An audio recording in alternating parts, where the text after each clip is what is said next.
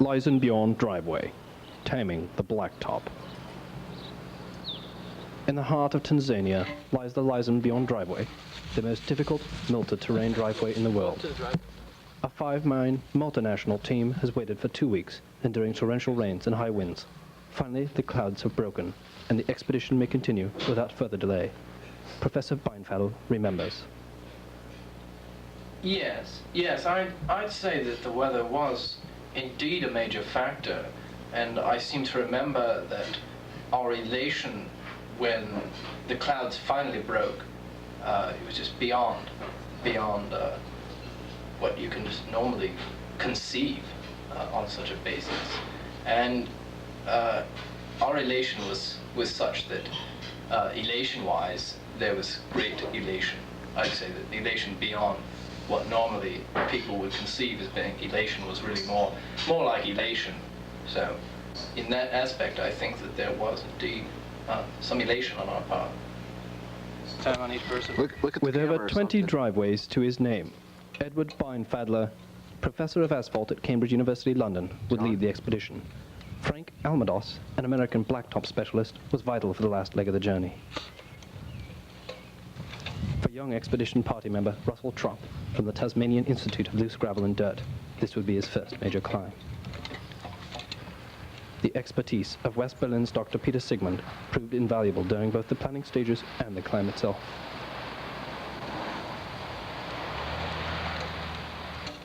Rigorous exercise had been part of those men's daily life during their 5 months of preparation and training.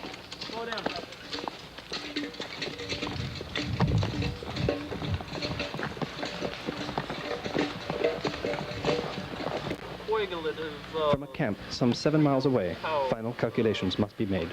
Using sophisticated, specialized equipment, they must select their paths carefully to find the least perilous route to the summit. I think if we headed up that way, not sure. Give me the sense of longitude on the. We got a third-degree matrix flax of the. Well, we spotted a gravel area up there that's just. It's beyond what I Suffering thought. only minor technical difficulties, they found what they needed to know. No black patches. You spot one though. We'll have difficulty meeting the. Well, contact HQ. The first base. We'll have to make base camp at 0 degrees. I'm not worried about that. I'm worried about that gravel area. I think we could neutralize the tau particle distribution. Right, well, if you can, look at this reading.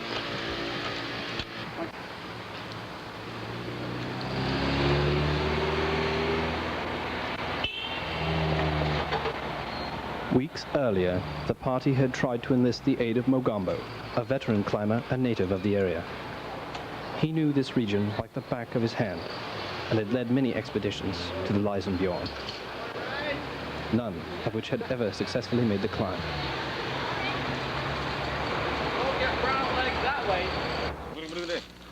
Professor Beinfadler, the only member of the party able to speak the native tongue, asked Mogambo about the location of the driveway. No. We're here. Where's the driveway?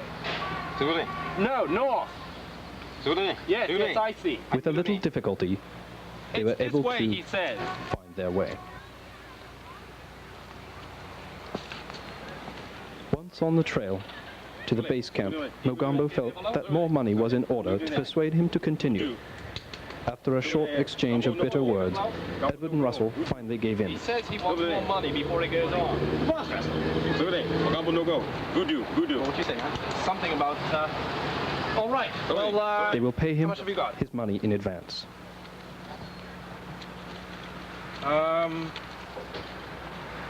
Mogambo might go. $14 American.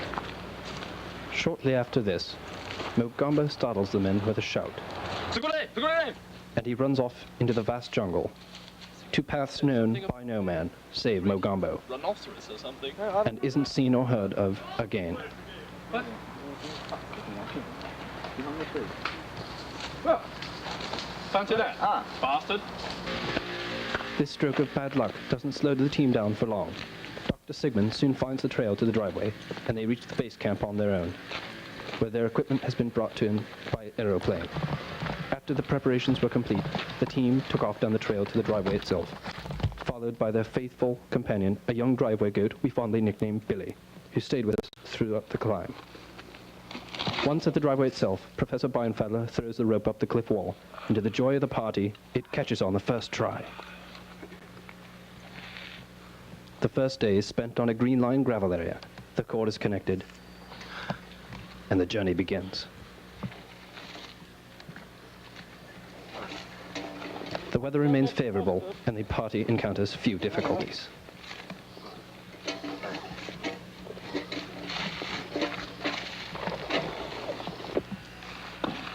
You have a mountain goat coming this way. That's fine.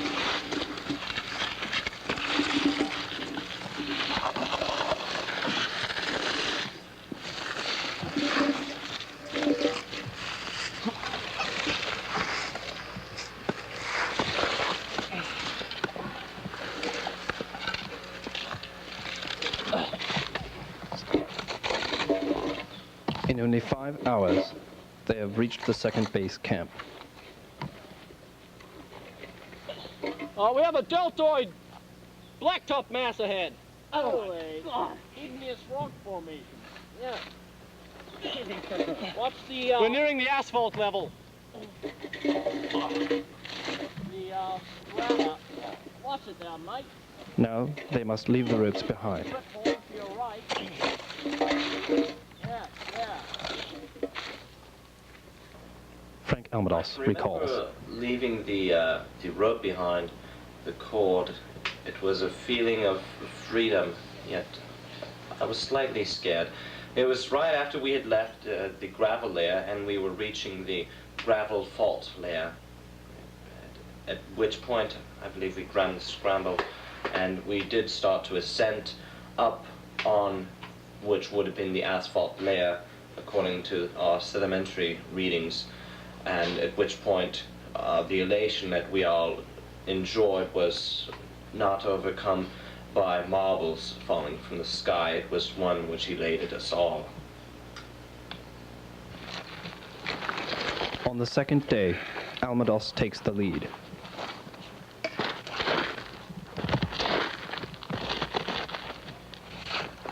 Yeah, you want to get some action shots every once in a while. Maybe come down on the way back.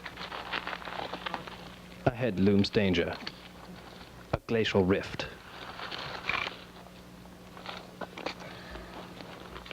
Unaware of the danger, Almados continues.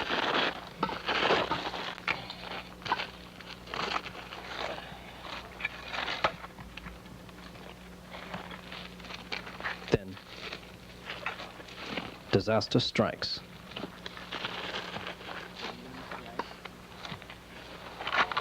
Already gotten it.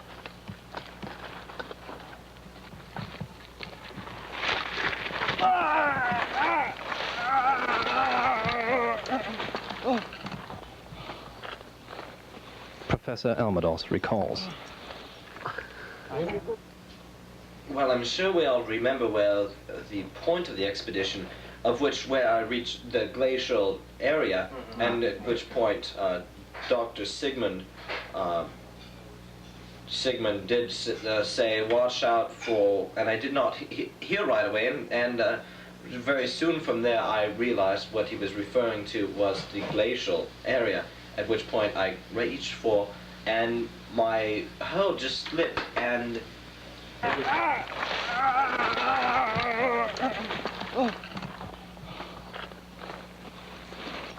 It was a feeling of fear, for I was falling. I was not tied up by any cords or such. When you say that, there was also that elation there that we wouldn't have found. Of I mean, flying, it's kind such of, as wherefore heretofore forthcoming in the, whereas one would say such with yes, I know what you mean. I had that feeling too. It was like I could see him flying, and it's just airborne. It was a free fall, and fortunately it didn't last long, and it must have been just a frightening experience for him. I say his fall would have been completely devastating for the entire party had he fallen all the way down. yes, several 100,000 feet, which would have culminated in a complete disintegration and ionization of all his body particles. Without doubt, yes. And thus, obviously, I was elated when yes, the Tasmanian doctor of the expedition, as we commonly refer to him as, did catch me by the shoestring, and it literally was a shoestring crab. Stroke of luck. That was fantastic, and I think we can all appreciate what he's done here. Okay. After their narrow escape, they enter the Blacktop area. Dr. Sigmund takes the lead.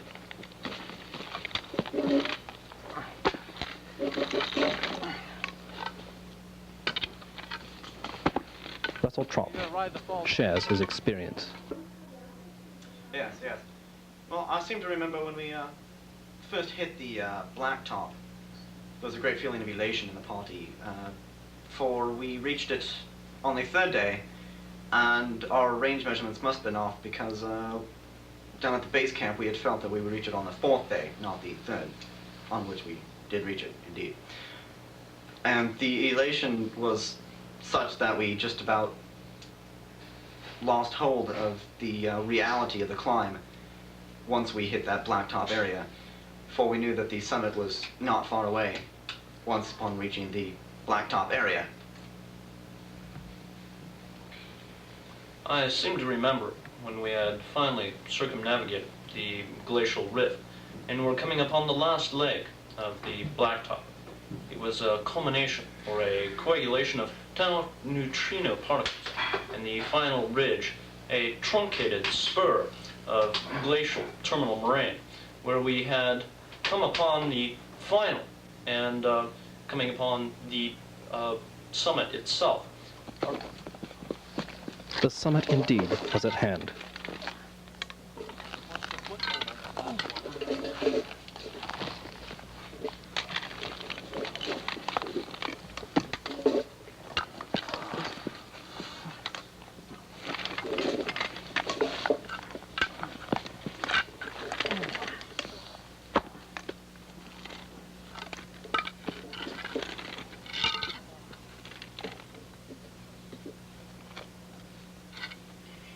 I remember seeing a glow, an overwhelming glow that filled the sky for miles around. And then we were coming upon like a gateway to Valhalla. The Gonds had descended upon us, and we had come up onto the final summit. And I remember everyone being in a euphoria. Everyone was extremely elated, and we were jumping around and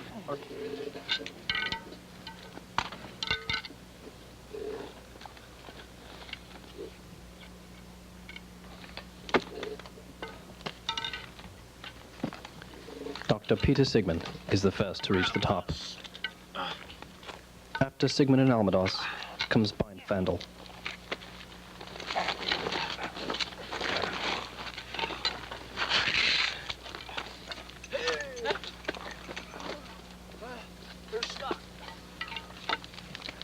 And then Russell Trop.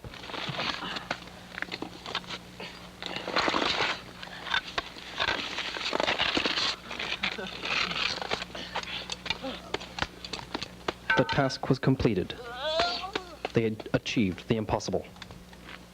The most difficult driveway known to man had been conquered without complications.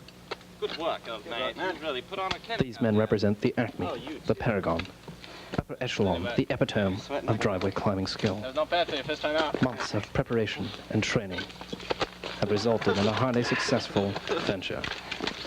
One that will be recorded in the annals of outdoor, semi-leisure sports activities as one of the most intense, most trying endeavors ever undertaken in human history.